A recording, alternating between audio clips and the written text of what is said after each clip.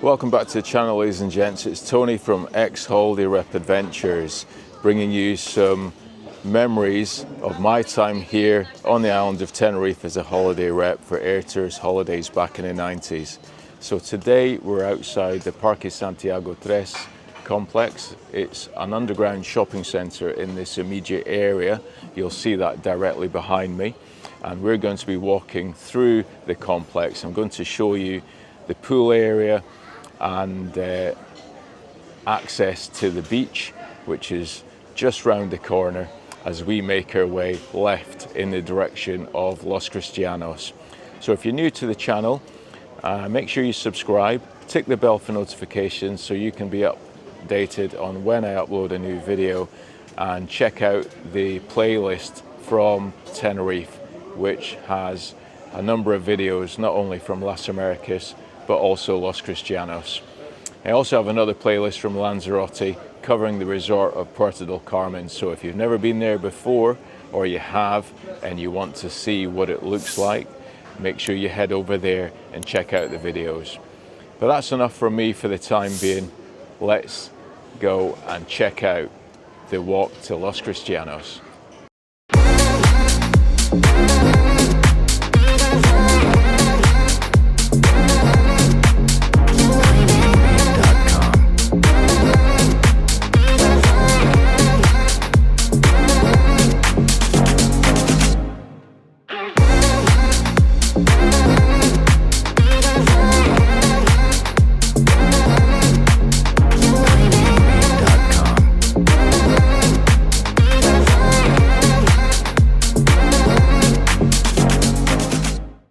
So there you can see the shopping centre area of Parque Santiago 3. We will cover that in another video. So like I said, there is a restaurant here for the residents of Parque Santiago 3 or Parque Santiago 3, and there's also a snack bar just there. It's Snack Nautico Pizzeria. So they offer a variety of snacks. You can have a look at the menu there. So you can get sandwiches, starters, pizzas, salads, pastas. They've even got a children's menu there. So you can have a look at what's on offer. And while you're on holiday, don't forget the desserts as well. You have to treat yourself, why not? So if you want to see that menu, just make sure you pause as we continue our walk through in the direction of the beach.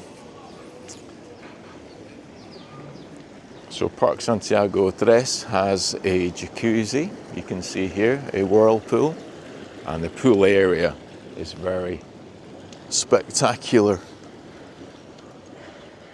as we just make our way over the bridge.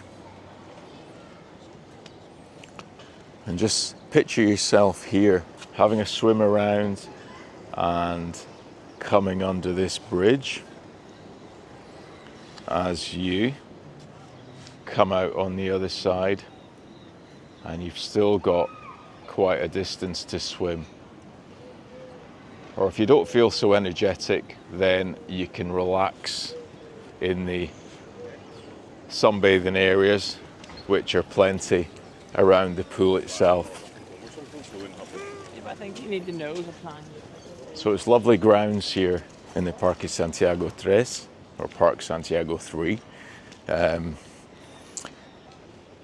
easily accessible walkway here. We're taken to the beachfront itself. One landmark to look out for is the bar here, which offers a selection of drinks, but for those hot days, they also have an ice cream selection on the front. And if you're just trying to find your bearings and you've been walking along the strip, then one thing to look out for is a sign here. It's quite clearly signposted. That lights up in the evening as well.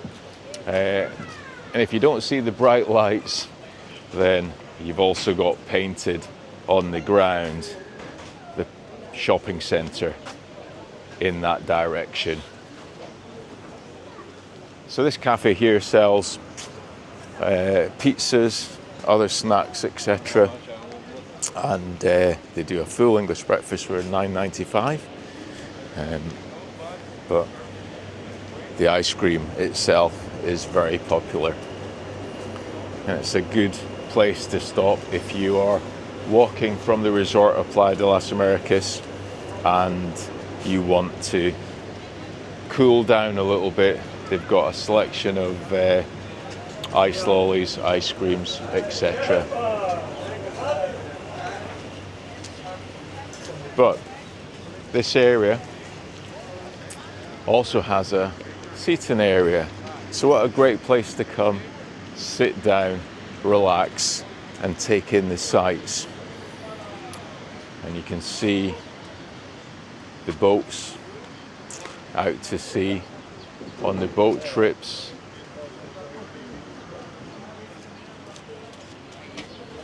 Very relaxing. This particular area doesn't really have a great deal of sand, but there's plenty of sandy beaches around and about. You'll see the waves here, this section of the beach, and around the corner heading towards Playa de las Americas, just around that corner, it's very popular for the surfers. So you can always come down, take a seat and watch the surfers enjoying themselves with the waves. And if we continue, you'll also see spread out along the walkway a variety of shops, some stalls, people selling gifts, etc. that you can purchase for back home, for friends or family, or even for yourself as a holiday memento. So speaking of the surfers, you can see there's some training taking place here. And you have to have good balance for this. So they're on the surfboards. If you're good with the surfboards or you're good with boogie boards, then this is one area to come down to and have a bit of fun while you're on holiday. There's also a walkway that takes you further out. You can see some people getting some spectacular views as they walk over. And we're continuing in the direction of Los Cristianos today. It's a beautiful, clear day, not too many clouds in the sky, and very refreshing to walk in the direction of Los Cristianos. Now this is one of the sandy beach areas. This is El Camisón, the beach. So the word for beach is playa, and this is Playa del Camisón. You can see the sun loungers are available. It tends to be around about €6 for the day, but it may vary depending on which beach you access. But there's a bar facility there as well if you need some hot drinks, and it's a good place to come just to relax and spend some time sunbathing. So this is one of the beach areas if you're staying around the Golden Mile area of Playa de las Americas, and always very popular. So it's early morning now, it's just gone 10 a.m. and the temperature, it's around 18 degrees already, and it will continue warming up.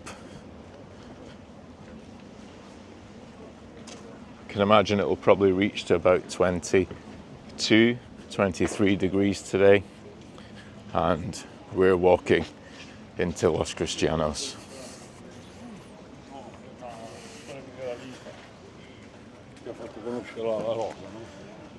So it's a lovely, relaxing walk. We walk past a number of hotels. This hotel on the left is the Cleopatra Palace. I believe it's recently gone through some refurbishment, and it's a 4-star hotel.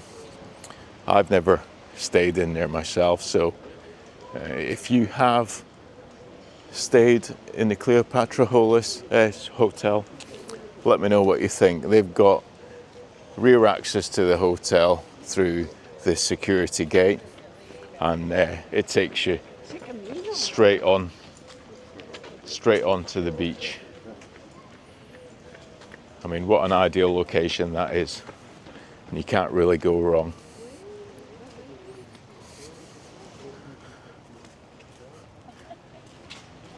And not too far from the Cleopatra Hotel is the Mediterranean Palace, and it's nice to see it having gone through its refurbishment.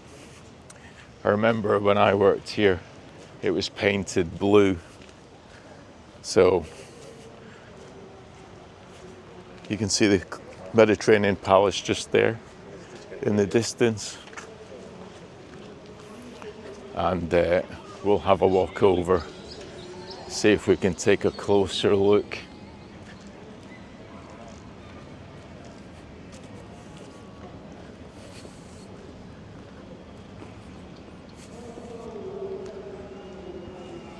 So the walls aren't too high here. We can get a good view of the complex itself. And a very popular hotel. You've got a children's play area. We'll try and get a closer look at that. You've got a wonderful pool area too. And I think just in the distance you can hear the animation team talking, possibly explaining what's on for the day. But a lovely hotel. So we're just going to continue along and have a look at the children's play area, get a different angle of the hotel itself. You've got the Cleopatra Palace still on the left hand side, and directly opposite, like I said, is the Mediterranean Palace. And straight ahead there, just at the junction, is the Golden Mile. So a wonderful location. Here below is the children's play area and pool. Well, it's more of a splash area. There's a sandy volleyball area also on site, and you can hear the music playing as the animation team try and get people warmed up, do a bit of early morning aerobics. If that's your thing, it's worth bearing in mind.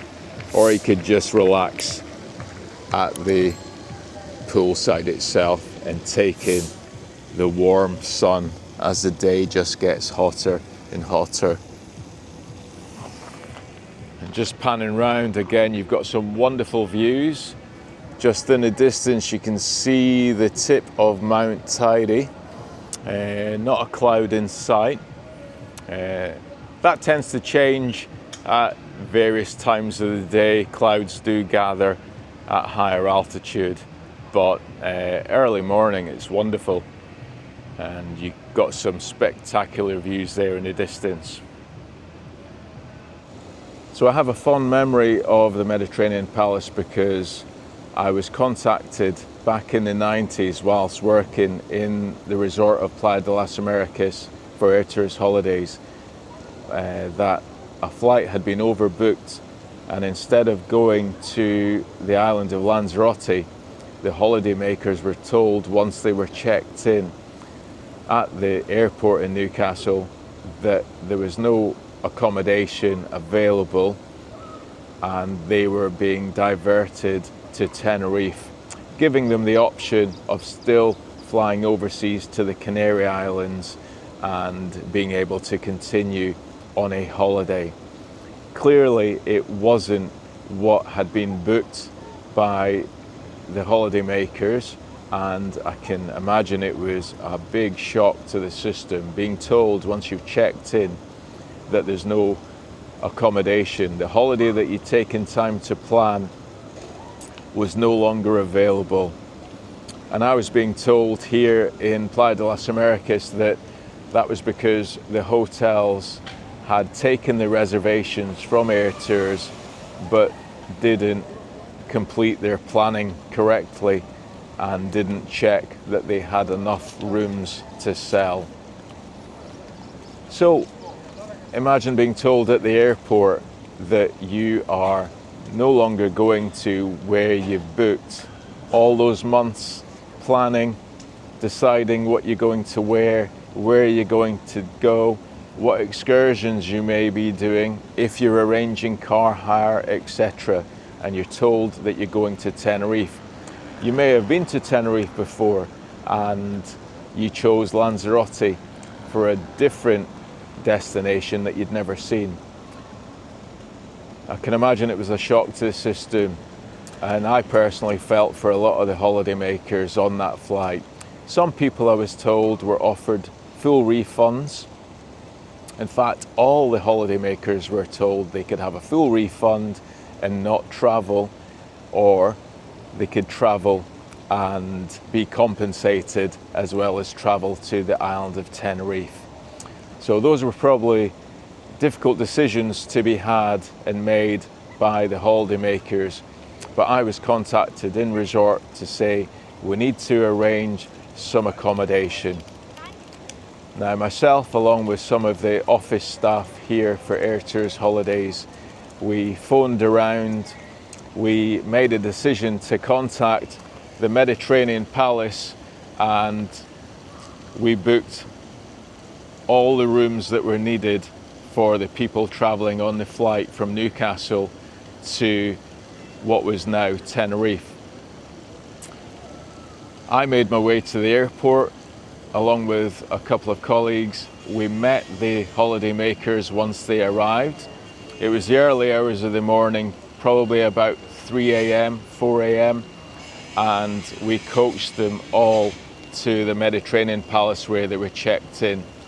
Understandably, some people had booked self-catering facilities for the island of Lanzarote, and we were now putting them up on a half-board basis, which included breakfast and evening meals at the Mediterranean Palace. Everyone was advised of the welcome eating time later on that day. It was about lunchtime from recollection, to give people a chance to have had a sleep, and then I would be returning to meet them and have a chat and obviously give them all the information that they needed. The holidaymakers were still offered compensation whilst in the resort, and after I'd held a welcome meeting, the holidaymakers had had the customary glass of sangria. Then I spent time at the hotel discussing any issues that they all had. And then, like I said, understandably, some people had booked self-catering. They'd brought food with them, which they no longer needed, and they offered it to me to share out between the holiday reps, and it was a very kind gesture from them. Again, they were being fed and watered on a half-board basis. It was included in their stay, and they had no requirement for the food that they'd brought with them. You have to think, back in the 90s, there was very little English food around, and it wasn't always easy to get the bacon that you're used to back home, the English sausages, etc. It was more of the Spanish cuts of bacon, which tended to be gristly, and the sausages were very different as well. So that was given to me very kindly by quite a lot of the holidaymakers who had booked self-catering initially, and I shared that out with all the reps. So we were very thankful of that, and I really hope that everyone had a good time. Understandably, some people needed self-catering accommodation, so I made sure that was sorted out and the holidaymakers were moved to the appropriate accommodation that they needed. But yeah, not a great situation to be told at the airport that you're now flying to Tenerife instead of Lanzarote, but I made sure that everybody was checked in to the Mediterranean Palace directly behind me as we pan around. In those days it was painted blue, so it's really nice to see it having had a refurbishment. So if you've stayed at the Mediterranean Palace either in the days of when it was painted blue or now that it's been refurbed, let me know in the comments down below, and it would be good to hear from you. More importantly, if you know anyone that was on that flight from Newcastle Airport, or you are watching and you were on that flight back in the 90s from Newcastle Airport, leave me a comment down below. It would be really good to hear from you, and you can let me know what your stay was like. But that's it for today's video. I hope you've enjoyed a trip down memory lane. There's nothing worse than being overbooked whilst on holiday, and I sincerely hope it doesn't happen to anybody in the future. But that's it for today. If you liked the video, give me a thumbs up. That will let YouTube know that people watching are enjoying the content, and leave me a comment down below. Like I said, make sure you tick the bell for notifications of when I upload a new video. There's many more coming from the island of Tenerife, and I also have a playlist for Lanzarote. So if you've never been to Lanzarote before and you're planning a trip there, I've got a number of videos covering one of the main resorts of Puerto del Carmen.